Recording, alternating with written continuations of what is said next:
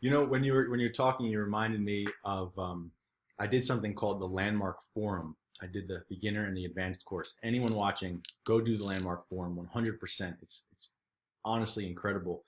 But when you're talking about all these different opinions and how everybody has all these different opinions, if we don't have space from the fact that it's an opinion of ours and we think that it's the truth, like the ultimate truth, you know, like every word that we say, and when we say it, we total convinced that it's like the ultimate truth. You know, sometimes there are deep truths, you know, of course, but like making a statement on something, it's literally just what we're saying from our particular lens, you know. If we don't have space from that, the fact that it's our opinion and it's someone else's opinion, if there's no space from that, it's like a storm, it's a nightmare, you know. But the Landmark Forum teaches you that we all just have these opinions and they're just opinions, you know, like we can't, if they're not gospel, they're just opinions. And the Landmark Forum teaches you to, like, if we're like looking at life through this particular telescope, the Landmark Forum teaches you to like look at the telescope and say, oh, I'm looking at life in this way. I'll put it back on, but at least consciously put it back on, as opposed to just having it on all the time. Does that make sense? Oh, definitely. Yeah. I think that I've heard of the Landmark Forum. Actually, I haven't done it myself. Uh-huh. I've heard of it. It's come up a few times. You're not scared to do that too, are you? No, I'm not scared of that. It's more just time, that one. I would take back the lion diagnosis if you were scared of that. Yeah. I'm scared of the 3-day seminar I have. But no, it's definitely something I have on my to-do list. But I think that, I think as people, we need to realize that it's not about finding who's right. It's not about finding who's right. Like, people spend so much time. This is something actually a good friend of mine recently pointed out to me, that most people, you know, and I have the tendency to do this when I'm angry. Like, if I'm upset, someone will be talking to me, I'm not listening to them. I'm already thinking of how I'm going to like slam them down as soon as I get the chance, you know?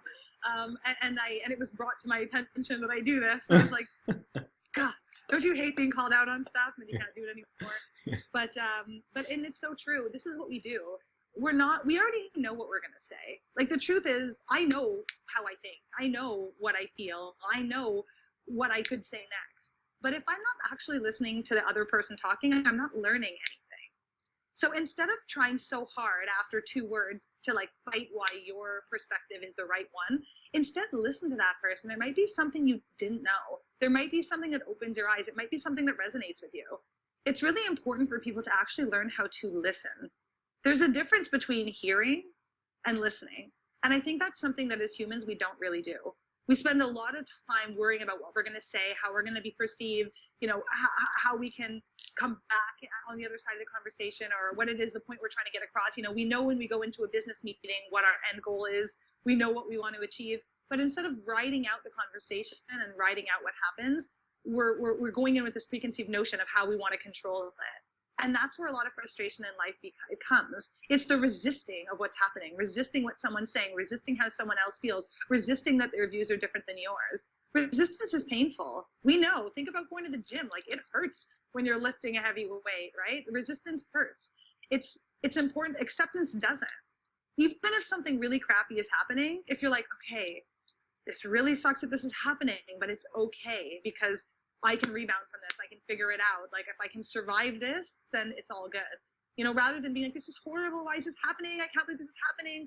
So it's just, we have to stop resisting. And I think that's what people do as humans. We have to realize that there's enough room for all of us. There's enough room for all of our opinions. There's enough room for all of our different ideas. And no single person was ever able to change the world. Like, not one person invented every single modern technology.